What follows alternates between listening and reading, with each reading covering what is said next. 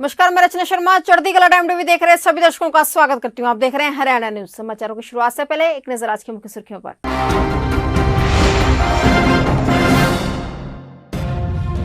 हरियाणा में 9 मरीजों की गई जान। हरियाणा में 10,319 एक्टिव मरीज।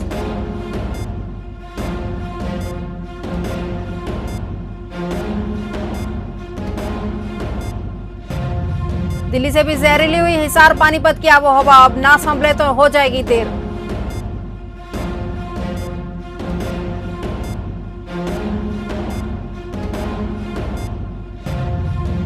नगरपालिका कर्मचारी संघ ने दी गृह मंत्री विज का घेराव करने की चेतावनी। 28-29 अक्टूबर को भूख हड़ताल पर जाने की कही बात।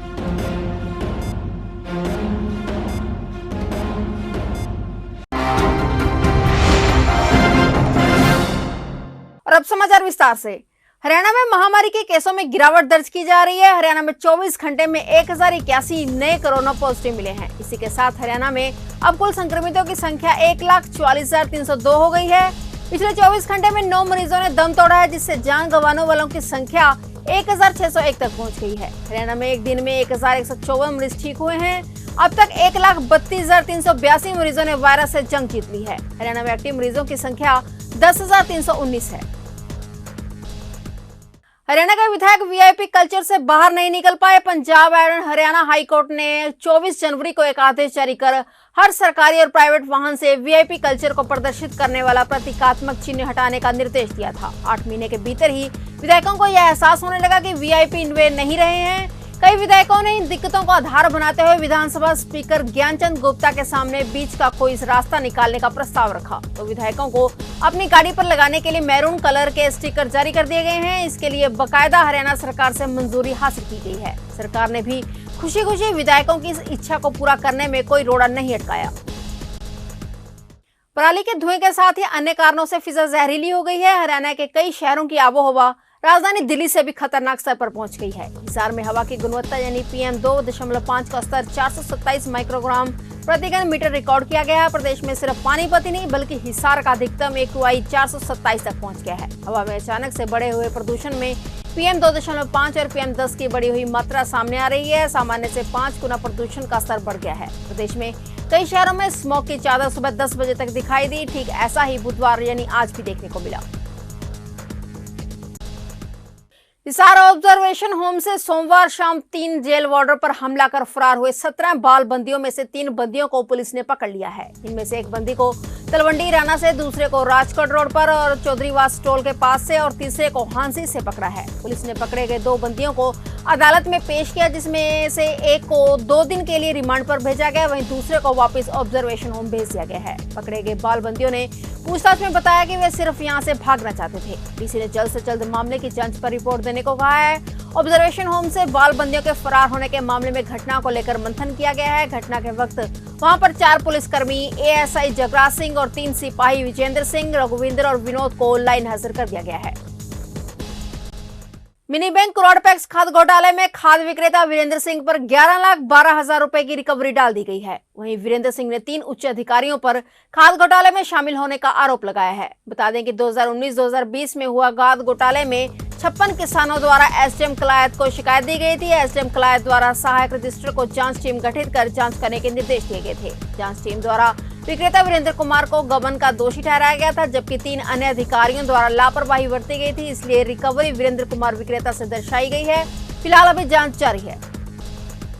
और गांव ढोंडुआ सेल पॉइंट पे खाद का विक्रेता पर काम करता था, जो खाद का घोटाला किया गया था और उसमें बड़े अधिकारी भी शामिल थे और मेरे कल्ले को उन अधिकारियों ने दोषी बना दिया।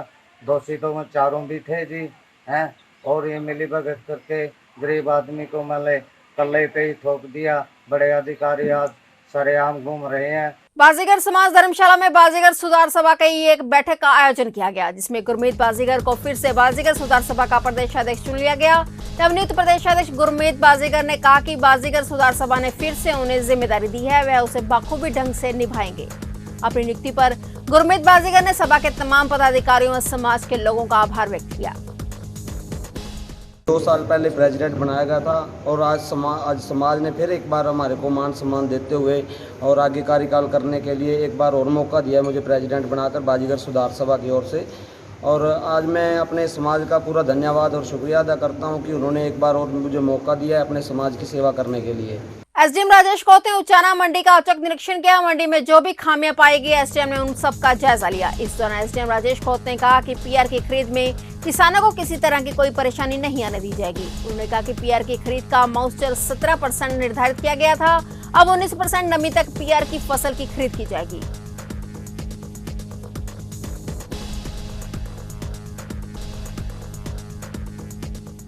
देखिए, उचाना ब्लॉक का गांव मंगलपुर है। ये काफ़ी सालों से परचेज सेंटर है और यहाँ पे किसानों को कुछ समस्याएं आ रही थी, जिस कारण मंडी का औचक निरीक्षण किया है और अब 19 तक का मॉइस्चर जो है वो हरियाणा सरकार ने अलाउड कर दिया है और यहाँ पर किसानों को कोई किसी प्रकार की बारदाना की दिक्कत भी नहीं आने दी जाएगी। अभी बारदाना भी पहुँच चुका है। नगरपालिका कर्मचारी संघ हरियाणा के बैनर तले कर्मचारियों ने सड़कों पर उतरकर कमेटी चौक पर सरकार के खिलाफ जमकर प्रदर्शन किया। प्रदर्शन का नेतृत्व कर रहे संघ के जिला सचिव राजकुमार ने कहा कि 24 अप्रैल 2018 में सरकार के साथ जो समझौता हुआ था और सरकार समझौते को मान गई थी, लेकिन सरकार की ओर से एक पत्र जारी किया गया जिसमें सरकार ने किंतु परंतु लगाकर कई कर्मचारियों को इस पॉलिसी से महरूम कर दिया। अब स्थिति ये है कि बहुत से कर्मचारियों को 3 माह का वेतन तक नहीं दिया गया। उन्होंने कहा कि जब तक सरकार उनकी मांगे नहीं मानती तब तक नगरपालिका कर्मचारी संघ हरियाणा सरकार की पोल खोल अभियान चलाते रहेंगे। साथ ही उन्होंने ये भी कहा कि कर्मचारी 28 और 29 अक्टूबर को भूख हड़ताल पर चले जाएंगे और 8 नवंबर को गृह मंत्री अनिल विज का घेराव करेंगे। दो राय नीति हमारे को समझ नहीं आती, इसलिए हम सरकार की पोल वोट अभियान चला रहे हैं। अब एक हमारे 28-29 को हमारी भूख हड़ताल है, उसके बाद 8 नवंबर को हमारी जो माननीय स्थायी निकाय मंत्री विज के साथ घेराव है। उसके बाद अगर सरकार नहीं हमारी मानती तो ये आंदोलन उग्र रूप धारण करेगा। पुरानी नाच मंडी में चोरों ने मंगलवार की रात एक रिफाइंड के थोक विक्रेता सिटी ट्रेडिंग कंपनी को निशाना बना डाला। सीएम सिटी में लगातार चोर चोरी की वारदातों को अंजाम दे रहे हैं। कंपनी के मालिक ने बताया कि चोरों ने गोदाम में लगे सीसीटीवी कैमरे को भी तोड़ दिया और रोड की मदद से अलमारी को तोड़कर उसमें रखी करीब 2.25 लाख रुपए और जरूरी कागजात लेकर फरार हो गए। कंपनी के मालिक ने पुलिस प्रशासन से ये मांग की है कि सीएम सिटी में बढ़ रही चोरी की वारदातों को रोका जाए और जान माल की रक्षा की जाए। तकरीबन 2,15,000 रुपये कैश थी उसमें और एक मेरा सूटकेस था जिसमें मेरी चेकबुक वगैरह थी, वो भी वो अपना चाल लेंगे। तो किस चीज़ की दुकान है? मेरा रिफाइंड ऑयल्स का काम है। कितने बजे की वारदात है? पुलिस को ये अंदाजा 2-2:15 बजे की बात है। पुलिस को कंप्लेंट कर दी गई? हाँ, पुलिस को खबर। तो सीसीटीवी कैमरे भी यहाँ पर लगे हुए हैं? कैमरे लगे हुए हैं जी। कैमरा उन्होंने ऊपर की तरफ घुमा दिया था जिसमें कोई उसकी रिकॉर्डिंग तो आई नहीं। केंद्र सरकार द्वारा लाए गए 3 कृषि संबंधी कानूनों पर उठा बवाल थमने का नाम नहीं ले रहा। प्रदेश भर में इन कानूनों के विरोध में विभिन्न किसान संगठन प्रदर्शन कर रहे हैं। फतेहाबाद के रतिया में भी खेती बचाओ संघर्ष समिति द्वारा धरना प्रदर्शन किया गया। संगठन की ओर से आज के दिन को एमएसपी दिवस के रूप में मनाया गया और सरकार के विरुद्ध जमकर नारेबाजी की गई। प्रदर्शन कर रहे प्रदर्शनकारियों ने रतिया शहर में सीएम का पुतला फूंककर अपना रोष व्यक्त किया। आज AIKCC के आह्वान पर एमएसपी अधिकार दिवस मना रहे हैं। भाई, जो सरकार ने ये 3 काले कानून लागू किए हैं उसमें एमएसपी ख़त्म हो जाएगा। तो हमारा ये धरने का आज 3रा दिन है। आज एमएसपी अधिकार दिवस मना रहे हैं। ये धरना हमारा अनिश्चितकालीन चलेगा। आरकेपुरम के रहने वाले एक 32 साल के युवक ने अपनी पत्नी व ससुराल के लोगों से तंग आकर फांसी लगाकर आत्महत्या कर ली। मृतक युवक ने सुसाइड नोट भी छोड़ा है जिसमें उसने अपनी पत्नी सहित ससुराल पक्ष के 4 अन्य सदस्यों का जिक्र किया है। वहीं युवक के परिजनों ने कहा है कि युवक कई दिनों से परेशान चल रहा था। ससुराल पक्ष के लोग मृतक युवक को झूठे केसों में फंसा रहे थे, जिससे युवक परेशान रहता था।